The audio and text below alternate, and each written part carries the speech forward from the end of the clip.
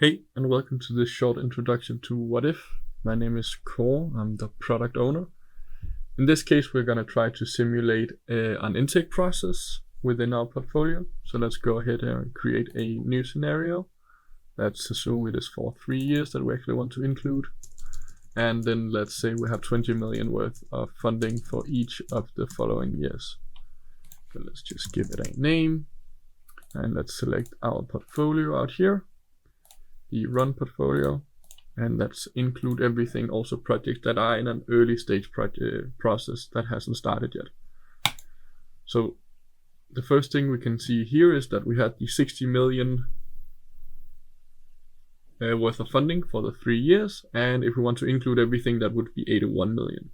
So since this is an intake process, I would start off by filtering here or grouping by the current stage, and then I select everything that is in execution, that we do not touch that, and anything that is in the business case that we're also spending money on currently, that we also want to include that as must-run projects, meaning that it is only these projects in an early stage that we actually want to focus on. So I'm gonna go ahead here and then actually just show you the enterprise rank for those projects. And then I'm gonna have what if suggest which of them to run based on the limit of the 60 million. So it optimizes, it finds that there are these 4 projects that we cannot run. We can also see their rank. So there are some projects with a lower estimate to completion, the money left to spend, that has been included. We also have 2 projects here that has no money left to spend. So they are of course included since we're only simulated up against the financial forecast.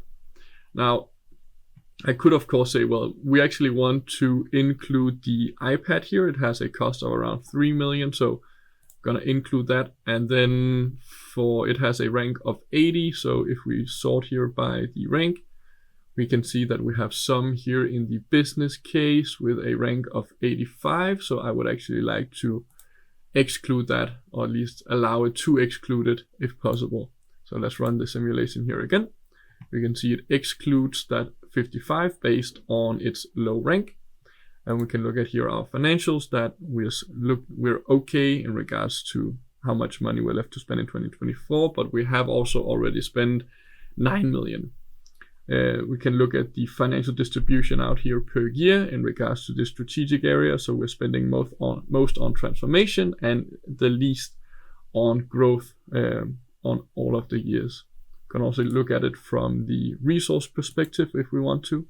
So if we click on resources up here in the top, we can see that we have 3 main bottlenecks with our PPM business consultants, the dynamics consultants, and for the coding engineers. So let's select those roles.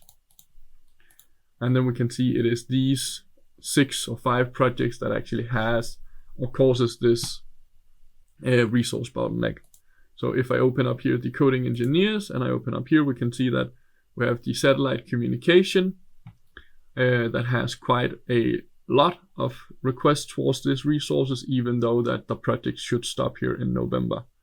I can of course move these requests. I can also move it for any of the other projects. So if I take the satellite communication here and I move it until May 2025, we can see that all of those requests are then moved into the future. And I can do the same, or I can look at the same here for the dynamics consultants. That is the server upgrade for Central Europe. That is the issue. That has for only that project has requested more hours than that there is available in that department. So I can actually take this and then say, well, what if we stretch out the project even further so there's no resource bottlenecks for this resource?